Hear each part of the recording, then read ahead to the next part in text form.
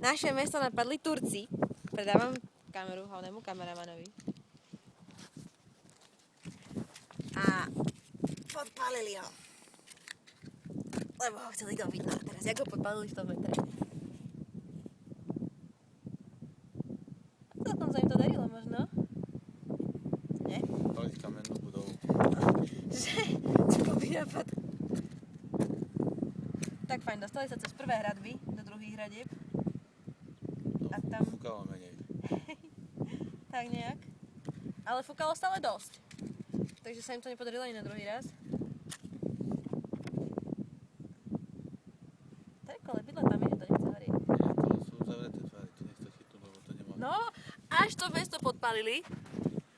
Ups. A pomaly horelo. A horelo fakt pomaly. Až haslo. Ale nie tak, ono to vyzerá nádejne, že by tam z druhej strany to mohlo horieť. Ale to len dymí.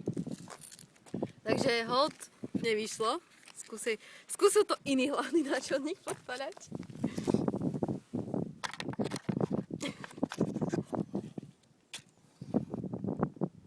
Tak potom zistili, že asi bude najrozumnejšie založiť viac ohňov naraz.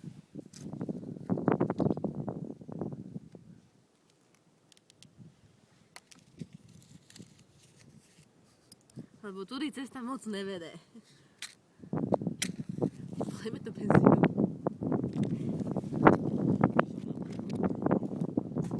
No. Tak, prvý útok dnes sa nepodaril. Čakáme na druhý. Jo, hodrieme si mesto zblízka. Prosím, veľký dobyvateľ Sultán Čobobo hádzal, sa prešiel po meste a až ho takto neskonale úplne, že úžasne zničil.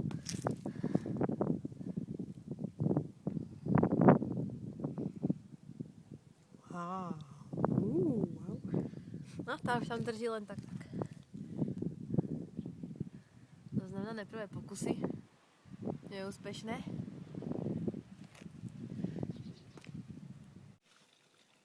Turci použili pomocnú horľavú látku. Zhodili ju z vrtuľníka.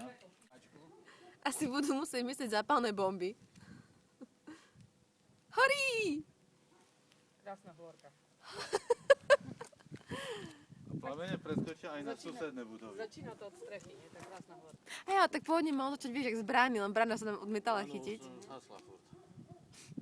Čo tam prvé díry, prvé pokusy.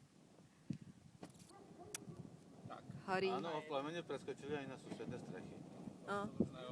No už kostol preskočili, zachvátil šporkový, ten sa to. Cigáni už je bolo. Kostol je mokrý.